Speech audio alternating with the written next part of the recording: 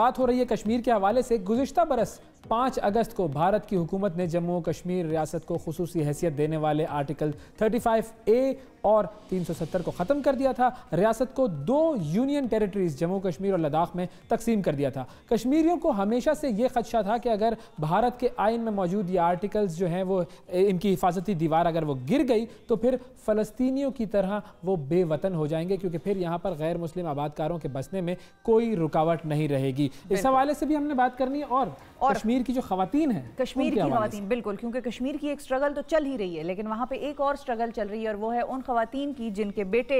بیٹوں کی جانیں چلی گئیں، جن کے شوہروں کی جانیں چلی گئیں، والد گزر گئے، لیکن آج تک وہ سٹرگل ہی کر رہی ہیں۔ تو ان کے حوالے سے بھی خاص طور پر بات کریں گے اور ہمارے ساتھ سوشل ہیومن رائٹس ایکٹیوسٹ موجود ہیں جو کہ پاکستان پیپلز پارٹی سے بھی تعلق رکھتی ہیں اور انہوں نے بہت سٹرگل کی، اور کیونکہ خود بھی ان کا تعلق کشمیر سے بھی ہے، خاتون بھی وہ ہیں، تو وہ زیادہ بہتر طریقے سے ایکسپلین کر سکتی ہیں کہ وہاں پر خواتین کی سٹرگلز کیا ہیں۔ ماریہ ترانہ صاحبہ ہمارے ساتھ موجود ہیں۔ السلام علیکم ماریہ۔ وعلیکم السلام، بہت شکریہ۔ سب سے پہلے تو اگر ہم کشمیر کی جو ایک جس کو ہم کہتے ہیں کہ ایک اس کی جو جغرافیکل باؤنڈریز ہیں، اب وہ اس طرح ڈیوائیڈ ہوا ہے کہ ایک حصہ ہمارے پاس ہے اور ایک حصہ جس پر قبضہ کیا ہے بھارت نے۔ اگر ان دونوں کا فرق تھوڑا سا واضح کر دیں، کیونکہ بینگ کشمیری آپ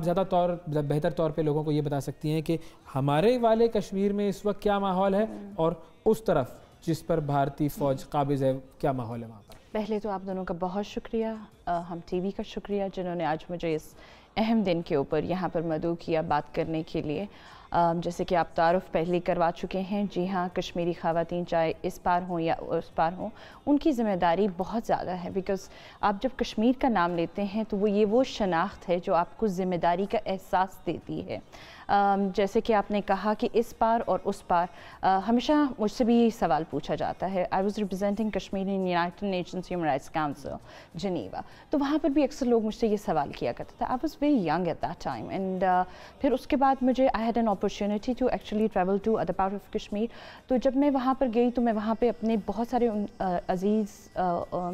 لوگوں سے ملی، فیملی والوں سے، جن سے میرے خیال ہے کہ نہ تو میرے دادا دادی مل سکے تھے، نہ میرے پیرنٹس مل سکے تھے۔ پھر جو ایک تجربہ تھا وہ اس قدر ہولناک تھا۔ جب میں واپس آئی تو آپ یقین کیجئے کہ واگا کے راستے گئی تھی، میں واپس آئی، قائد اعظم کا شکریہ ادا کیا، واگا بارڈر میں کتنی دیر میں اس چیز کے لیے روتی رہی کہ شکر ہے کہ ہم اس پار میں رہتے ہیں، کیونکہ آزادی بہت بڑی،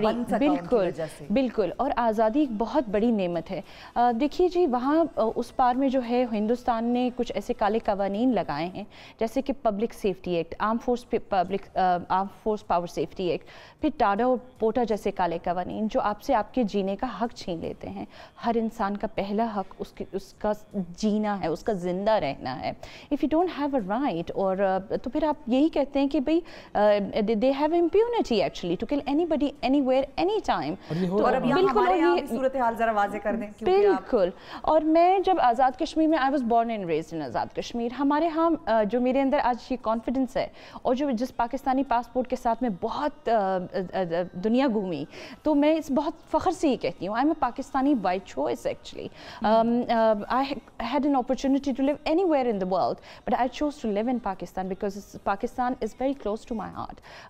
کشمیر کے لیے جو اسٹرگل پاکستان نے کی، پاکستان کی حکومتوں نے کی، پاکستان کے اداروں نے کی، اور آج بھی پاکستان کے جو لوگ کر رہے ہیں، میرے خیال ہے کہ پوری دنیا میں اگر آپ دیکھیں کسی پاکستانی سے اگر آپ کبھی کشمیر کی بات کریں گے، وہ بہت احساس اور ہمدردی سے اس کو، جو ہے ہماری پوری قوم کا sentiment, irrespective of the religion، قوم اگر پاکستان میں کوئی شخص رہ رہا ہے تو اس کا کشمیریوں سے اتنی محبت ہے جتنی کہ اس بندے کی جو مظفر آباد یا باغ یا وہاں پہ رہ رہا ہے۔ تو وہ ایسا ہی ہے کہ آزاد کشمیر میں خاص طور کی مظفر آباد کی فضا میں ایک آزادی ہے، یہ وہ کانسٹیٹیوشنل آزادی ہے جو میرا خیال ہے کہ اس پار کے سری نگر میں رہنے والے، پلوامہ میں، ہندواڑہ میں، جموں میں رہنے والے وہ محسوس نہیں کر سکتے، پر مظفر آباد، راولا کوٹ، میرپور، کوٹلی، ہر جگہ میں وہ کانسٹیٹیوشنل رائٹس جو ہمیں ملے ہیں، freedom is a freedom of expression, freedom of speech, freedom of assembly and freedom to live actually. بالکل، ہر طرح کی آزادی جو ہے وہ یہاں پر میسر ہے، اور وہاں پر جو ہے وہ ہر روزانہ کی بنیاد پر کوئی نہ کوئی پابندی لگائی جا رہی ہے، جس کی وجہ سے وہ پھر آزادی جو ہے وہ سلب ہو رہی ہے۔ اب آپ کا جو کیونکہ یور اے وومن. وہاں پر جو ہم نے عورتوں کی سٹرگلز دیکھی ہیں, خواتین کی, وہاں پہ بہت کچھ ایسے میرے بھی فرینڈز ہیں جو مقبوضہ سے تعلق رکھتے ہیں اور وہاں پر آج بھی ان کی فیملیز آباد ہیں. وہ یہ کہتی ہیں کہ کچھ ایسے خاندان بھی ہیں, ایک روڈ ہے وہاں پر باقاعدہ ایسی کہ جہاں پر گھر ہی صرف ان لوگوں کے ہیں کہ جہاں پر اب صرف عورتیں ہیں, کیونکہ ان کے باپوں کو مارا گیا, ان کے بھائیوں کو مارا گیا, کچھ جیل میں ہیں, کچھ بند ہیں, سولیٹری کنفائنمنٹس میں ہیں, کچھ کا پتہ نہیں وہ کہاں گئے, غائب ہو گئے. تو عورتوں کی کیا سٹرگلز ہیں وہاں پر؟ جب ہم کشمیر کی بات کرتے ہیں, آزادی کی بات کرتے ہیں, تو وہاں پر سب سے پہلا تو مجھے یہ لگتا ہے ایک ماں, ایک بہن, ایک بیٹی کی ذمہ داری بہت بڑی ہے, کیونکہ آج وہاں کی ماں نے اپنے بچے کا راستہ دیکھنا چھوڑ دیا ہے. اتنی انسرٹنٹی ہے اس فضا میں جب آپ جاتے ہیں, جب بچے اسکول جاتے ہیں. جیسے ہماری مائیں ہمیں رخصت کرتی ہیں, جب وہاں پر ماں رخصت کرتی ہے تو اسے پتہ نہیں ہوتا وہ واپس آئے گا, will come alive or dead. اگر آپ کشمیری خواتین کو دیکھیں تو وہ بہت بہادر ہیں. وہ اتنی بہادر ہیں کہ وہ اس موقع پہ بھی کتابیں لکھتی ہیں. آپ کو یاد ہوگا 23 فروری 1991 کو ایک واقعہ ہوا تھا کنان پوشپورہ کا, جو کہ ایک ماس ریپس تھے, جو کہ بہت عرصے کے بعد اس کی ٹیسٹیمنی ریکارڈ کرانے کے لیے 200 کلومیٹر دور بلایا گیا, وہ بھی ایک انٹرنیشنل پریشر پہ. بہت عرصے تک تو وہ بات ہی باہر نہیں آئی تھی. 25 سالوں کے بعد جب وہ کلوز کر رہے تھے کیس کو, انڈین جوڈیشری جو تھی وہ اپنے طریقے سے چاہ رہی تھی کہ یہ اب, کیونکہ .com ایرا میں تو باتیں کھلنا شروع ہو جاتی ہیں, فوراً سامنے آ جاتی ہیں, تو اس وقت کشمیر کی ہی کچھ بیٹیاں اٹھیں اور انہوں نے اس کے اوپر 25th اینیورسری کے اوپر, اس دن کے اوپر کتاب پبلش کی, جو کہ دہلی میں بین ہو گئی, اس کی پبلیکیشن سری نگر میں بین ہو گئی, بٹ آئی میڈ شیور کہ وہ مظفر آباد میں اسی دن کے اوپر پبلیکیشن کے اوپر جو ہے وہ ایک لانچ ہو, اور اس کا نام ہے ڈو یو ریممبر کنان پوشپورہ. وہ وہاں کی بہادر بیٹیاں جو کشمیری ہیں, اسار بطول, نتاشا راتر اور ان کی ساتھی, انہوں نے وہ کتاب باقاعدہ اس کو پبلش کیا, اس کو بتایا کہ بھئی یہ ماس ریپس جو ہیں ایک رات میں کسی بھی جگہ دنیا میں اتنے ماس ریپس نہیں, ایک جس میں 13 سال سے 80 سال کی خاتون تک کو اذیت کا نشانہ بنایا گیا, ان کی بے حرمتی کی گئی. پھر اس کے علاوہ آپ دیکھیں, اگر پروین آہنگر جیسی ایک آئرن لیڈی, وہ ایک ایسی خاتون ہیں جن کو نوبل پرائز کے بعد ایک بہت پریسٹیجیس ایوارڈ ہے, ریپٹو ایوارڈز جس کو ہم کہتے ہیں,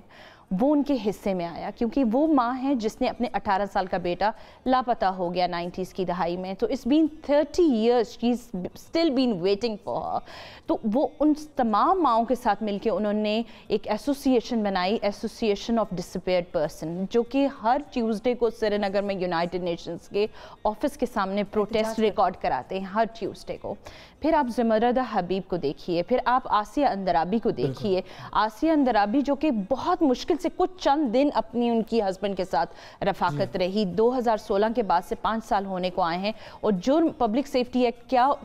کس کے انڈر بک کیا گیا, صرف کہ انہوں نے پاکستان کا جھنڈا لہرایا آزادی کے 14 اگست 2016 کو, اور اس سے پہلے سے آج 30 سال ہونے جا رہے ہیں. ان کے ہسبینڈ بھی بغیر کسی وجہ کے پبلک سیفٹی ایکٹ کے انڈر بک کر کے ان کو بھی ڈیتھ سیل میں رکھا ہوا ہے. تو آپ دیکھیے کشمیر کی جو بیٹیاں ہیں وہ کتابیں لکھتی ہیں, وہ نظمیں لکھتی ہیں, وہ میوزک بجاتی ہیں, وہ اپنے جو غم ہے اس کو بتانے کی کوشش کرتے ہیں. 8000 کے قریب ہماری ہاف ویڈوز ہاف وائفز ہیں. ہاف ویڈوز اور ہاف وائفز کی وہ ٹرم ہے جس سے دنیا ناآشنا تھی, پر وہ ٹرم 90s کے اندر جن کو اٹھا لیا گیا, they don't know about their destiny, اور وہ افسوس کی بات یہ ہے کہ وہ سرحد کے اس پار بھی ہیں, سرحد کے اس پار بھی ہیں, کیونکہ یہی ہندوستانی فوج جب آپ دیکھتے ہیں لائن آف کنٹرول کے ساتھ ٹریول کرتے ہیں, نیلم ویلی میں, لیپا ویلی میں, نکیال میں, تو وہاں پر بھی میں نے جب میں حیران ہو گئی کہ یہ ہاف ویڈوز ہاف وائفز میں نے مقبوضہ کشمیر کے اندر تو دیکھی تھیں, یہ ٹرم وہاں تو سنی تھی, تو یہاں پر بھی ایسے ہی ہیں, کیونکہ وہ ان کو اٹھا لیا جاتا ہے, پھر اس کے بعد ان کو مختلف جیلوں میں رکھا جاتا ہے, پھر پاکستان کے خلاف جب بھی کبھی کوئی دھماکہ کرتا ہوتا ہے تو ان کو استعمال کر لیتے ہیں. تو یہ وہ تمام ہندوستانی چالیں ہیں اور یہ وہ تمام وہ چیز ہیں، حربے ہیں جو وہ استعمال کریں. اگر آپ کو یاد ہو 17 اپریل 2017 کو انٹرنیشنل میڈیا جاگ پڑا تھا جب ہندوستان نے فورسز استعمال کرنے کی مقبوضہ کشمیر میں کوشش کی، اور اس وقت سری نگر کی بیٹیاں باہر نکل آئیں. وہ چھوٹی چھوٹی بچیاں اسکول اور کالجز کی یونیفارم میں جب اپنے بھائیوں کو پروٹیکٹ کرنے کے لیے نکلی ہیں تو اس دن انٹرنیشنل میڈیا بھی جاگ اٹھا، انٹرنیشنل نیوز پیپرز میں ان کی تصویریں آئیں. پھر اس کے بعد ہندوستان نے وہی چال چلتے ہوئے بہت ساری بچیوں کو اذیت کا نشان، ان کی عصمت دری کرنے کی کوشش کی. دے چاپ دیئر ہیئر جی آف. تو وہ یہ ساری چیزیں تھی جو کہ ٹراماٹائز کرنے کے لیے کافی ہیں. آج بھی اگر آپ مقبوضہ کشمیر میں دیکھیں، اگر ہم مینٹل ہیلتھ کی بات کرتے ہیں تو 800,000 people are suffering from post stress traumatic disorder, اور دیر از نو ڈسکریمنیشن. چلیں رہنے دیں، اس وقت تو ہم کووڈ کی ایک صورتحال میں ہیں جب اس کا بنیادی بالکل علاج نہیں ملا، کوئی کسی قسم کا کوئی سروسز نہیں مل سکی، لاک ڈاؤن ہوا ہے 18 ماہ سے ایک پورا خطہ ایک زمین کا بند ہے. بالکل بالکل. تو پھر آگے کیا پیچھے رہ جاتا ہے؟ Post traumatic stress dis order تو یہ بات کی بات ہے جہاں پہ کووڈ مطلب زندگی موت کی بات ہے تو وہ بھی نہیں. اور آپ دیکھیے وہ 2016 سے اگر ہمیں یاد ہو 2008 کی امر ناتھ شرائن کا جو انسیڈنٹ تھا، اس کے بعد 100 کے قریب جو تھے وہ کشمیری نوجوان جو تھے وہ مارے گئے اسی یہ بار بار تواتر سے یہ سلسلہ چل تو رہا ہے. فائنلی میں صرف آپ سے یہ آخری میں مختصر ایک کامنٹ لینا چاہوں گا اس پر کہ ان خواتین کی آواز، جیسے آپ نے کہا ہر منگل کو وہ یونائٹڈ نیشنز کے باہر احتجاج بھی کر رہی ہیں، ساری دنیا دیکھ بھی رہی ہے، میڈیا بھی جاگتا ہے، لیکن وہ آواز کہاں تک پہنچ رہی ہے؟ کیا اس آواز کا کوئی فائدہ ہو رہا ہے اور کیسے ہوگا؟ جی بالکل، میں تو اس چیز کو سمجھتی ہوں ہندوستان ایک بہت بڑی فورس اور لابنگ، اور انہوں نے اتنا پیسہ اس کے لیے لگایا تاکہ کشمیریوں کی آواز وادی سے باہر نہ نکل سکے. آخر وہی لوگ ہیں جو اپنی آواز ضرور اٹھاتے ہیں، ہر ممکن کوشش کرتے ہیں کہ ان کے اوپر جو ظلم زیادتی ہوتی ہے وہ باہر نکل کر پروٹیسٹ کرتے ہیں اس کے خلاف. ان کو پتہ ہوتا ہے کہ ان کا مقدر موت ہے. آواز اٹھانے کا